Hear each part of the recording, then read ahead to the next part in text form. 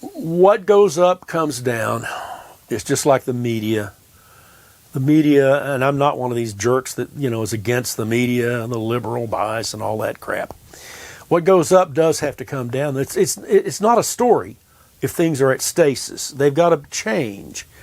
Change is what media is trying to depict all the time. And now that it's 24/7, media all the time, it has to do that. So I don't think musical instruments are immune to this trendiness.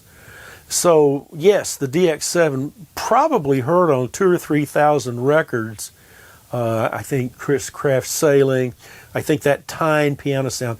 Well, what was great about that Tyne piano sound is if you actually look at the structure, the structure of the sound, it's kind of the clang is very brief and it's not very long, so it doesn't cover up much. Then as it goes away, it's kind of rolled off, which not many highs and so forth.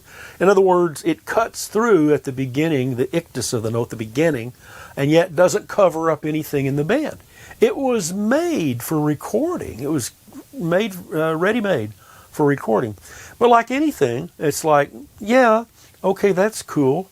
And then it fell out of favor. Well, progressive rock was huge at one time.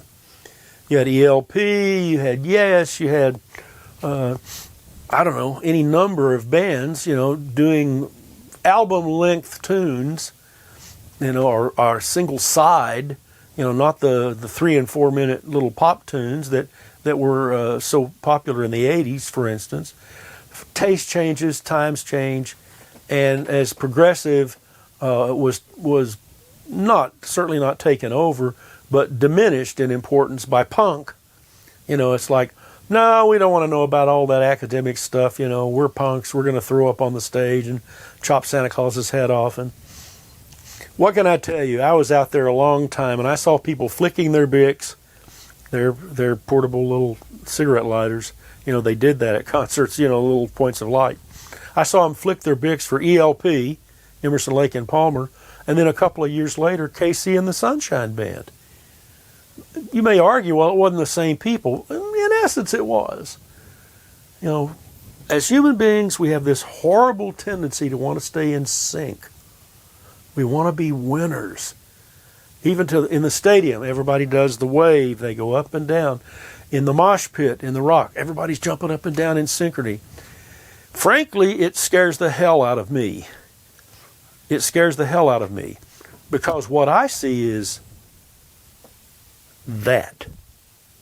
To willfully surrender your mind to anything,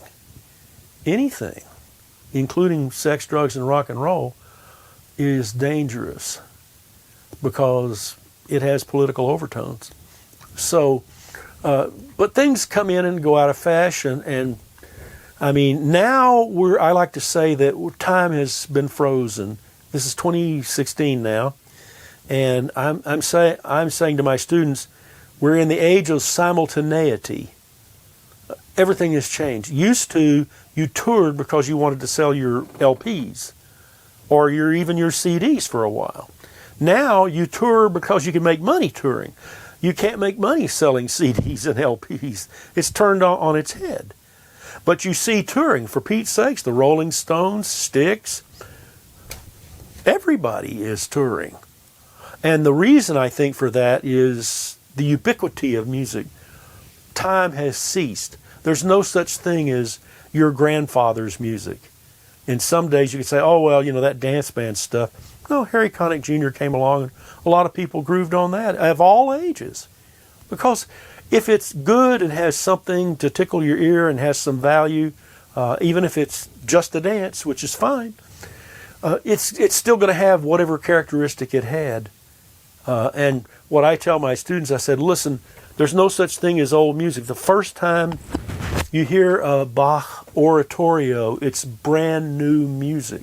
It's your brand new, not society's brand new.